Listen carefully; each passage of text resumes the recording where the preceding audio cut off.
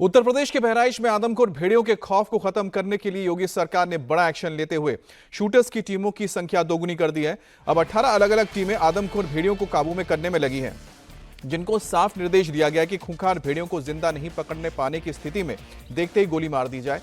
एक तरफ भेड़ियों को मारने के लिए शूटर्स की स्पेशल टीम तैनात की गई है, तो अब तक 9 बच्चों समेत 10 लोगों को मार चुके भेड़ियों की तलाश का दायरा बढ़ाकर अब 150 मंजरों तक सर्चिंग तेज कर दी गई है। वहीं सरकार ने 10 दिनों के अंदर ही भेड़ियों पर काबू पाने का टारगेट रखा है।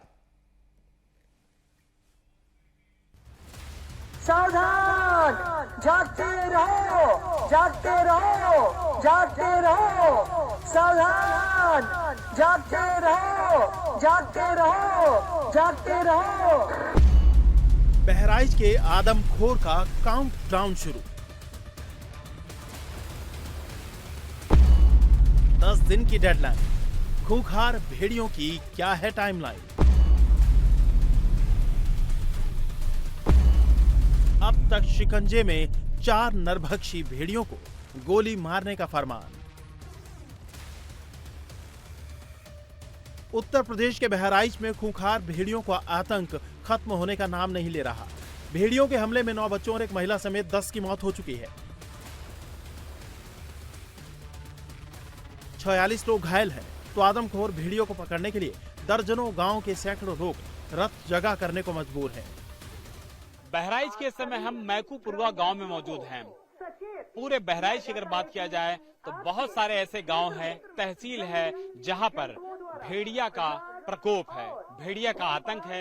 यही वजह है कि सरकार की तरफ से जो जन जागरण के कार्यक्रम शुरू किए गए हैं, उसके तहत ग्राम प्रधान अनूप सिंह की तरफ से ये विशेष व्यवस्था की गई है कि लोगों के लिए लाउड स्पीकर्स बजाए जा रहे हैं और इन लाउड स्पीकर्स में लोगों के लिए मैसेज है, लोगों के लिए जानकारी है कि बच्चों को अकेले न छोड़ें, क्योंकि भेड़िया अब तक 9 बच्चों की जान ले चुका है, एक महिला की जान ले चुका है। और मैकूपुरवा इलाके में अगर आप आएंगे, बहराइच के किसी भी हिस्से में जाएंगे, तो इसी तरीके से जन जागरण करते हुए लाउड स्पीकर्स के रूप में आपको ट्रैक्टर मिल जाएंगे।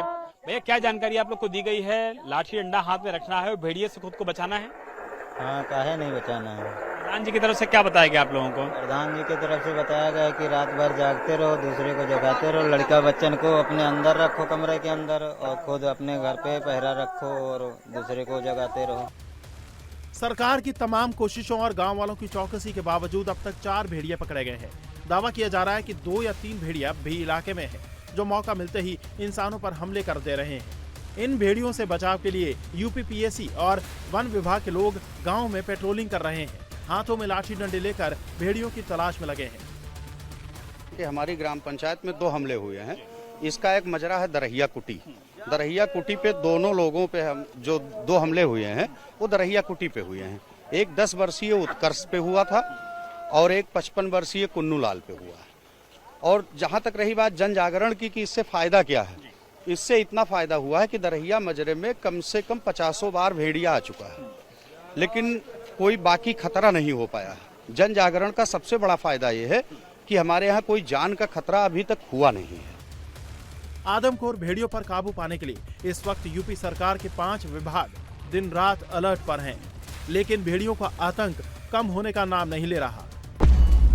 वन विभाग की टीमें लगातार भेड़ियों को ट्रैप करने की कोशिश कर रही है, तो पुलिस विभाग की टीम स्थानीय लोगों के साथ मिलकर भेड़ियों को खौफ कम करने में लगे हैं।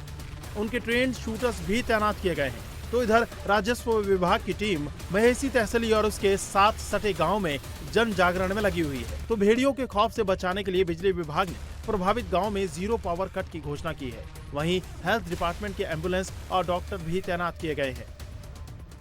3 सेक्टर में बांटा है और तीनों सेक्टर में अभी हम ये देख रहे हैं कि मूवमेंट कैसी है, तो हम उस पर कंसंट्रेट कर रहे हैं ड्रोन के माध्यम से। आज से जो है हम लोग कुछ कैमरा ट्रैप भी स्थापित करेंगे, जिससे कि ये पक्का हो जाए कि मतलब जो अलग अलग क्षेत्र हैं उसमें दिखने में क्या अंतराल है, क्या मतलब जो है क्षेत्र विशेष में दिख रहा है, तो कैमरा ट्रैप से इस बात की जानकारी मिल जाएगी। और उसके अतिरिक्त जो है केजेस लगाने का भी प्रयास कर रहे हैं हम लोग, जो पिंजरे हैं, क्योंकि जो ट्रैंक्विलाइजेशन है वो इतना मुफीद मतलब सिस्टम नहीं रहा है इनके लिए, तो मतलब जो है फिजिकली पकड़ने का भरपूर प्रयास करेंगे। और पूरी टीम जो है आप देखिए जागरूकता के लिए अलग टीम बनाई गई है, पुलिस विभाग की तरफ से भी, राजस्व विभाग की तरफ से, विकास विभाग की तरफ से भी। साथ ही आज जो एक मतलब जो है बहुत ही अच्छी पहल ये हुई है कि विद्युत विभाग लगातार उस क्षेत्र में भले दूसरे जगह की बिजली काटनी पड़े लेकिन प्रभावित क्षेत्र में विद्युत की व्यवस्था जो है बनी रहे। और साथ में स्वास्थ्य विभाग के जो अधिकारियों को भी बुलाया गया था, यहाँ पे CMO साहब भी थे, CMS साहब भी थे, उनके अधीनस्थ भी थे, तो उनको भी सजग किया गया कि इस तरह की आपदा में जो मानवता दिखाते हुए ऐसे लोगों की जो है भरपूर मदद की जाए, जो एम्बुलेंस वगैरह की व्यवस्था है उसको भी चाक चौबंद रखी जाए। अब तक 2 या 3 भेड़ियों के बचे होने की आशंका जताई जा रही है। हालांकि भेड़ियों की संख्या को लेकर प्रशासन कंफर्म नहीं है। यूपी सरकार के 2 मंत्री बहराइच में कैंप कर रहे हैं, तो CM योगी भी आदमखोर भेड़ियों को काबू में करने के लिए चलाए जा रहे ऑपरेशन पर नजर बनाए हुए हैं। अब यूपी सरकार ने भेड़ियों के शूट एंड साइट के निर्देश दे दिए हैं। साथ ही भेड़ियों के खौफ में जी रहे महेसी तहसील के 150 मजरों में तलाशी तेज कर दी गई है। प्रभावित इलाके को 3 क्लस्टर में बांट दिया गया है। इन मजरों में लोगों को बाहर नहीं सोने की हिदायत दी गई है और अवेयरनेस के लिए अधिकारियों की टीम बनाकर गांव-गांव जन जागरण किया जा रहा है। साथ ही भेड़ियों को काबू में करने के लिए एक्सपर्ट्स की एक और नई टीम बहराइच पहुंच चुकी है। अब प्रभावित भेड़ियों के मूवमेंट वाले इलाकों में कैमरा ट्रैप लगाने की तैयारी है। साथ ही पिंजरों की संख्या भी बढ़ाने का फैसला लिया गया है। भेड़ियों के हमले में अब तक 10 लोगों को खो चुकी यूपी सरकार हर हाल में बहराइच को आदमखोर भेड़ियों के खौफ से मुक्ति दिलाना चाहती है और यही कारण है कि पकड़े नहीं जाने के हालात में सरकार ने भेड़ियों के शूट एंड साइट का आदेश दिया है। इसके लिए शूट करने वाली टीम की संख्या 9 से 18 कर दी गई है। 10 दिनों के अंदर भेड़ियों पर काबू पाने का टारगेट सेट कर दिया गया है। इसके लिए स्थानीय स्तर पर नोडल ऑफिसर बनाए गए हैं जो डायरेक्ट जिले के DM को रिपोर्ट करेंगे। वहीं प्रभावित गांव में पावर कट नहीं करने के निर्देश दिए गए हैं। लोगों को प्रोटेक्शन के लिए हम लोगों ने उसको क्लस्टर में 3 जो है क्षेत्रों में बांट दिया है। लगभग 150 मजरों को हम लोगों ने एक सिस्टम में ला दिया है।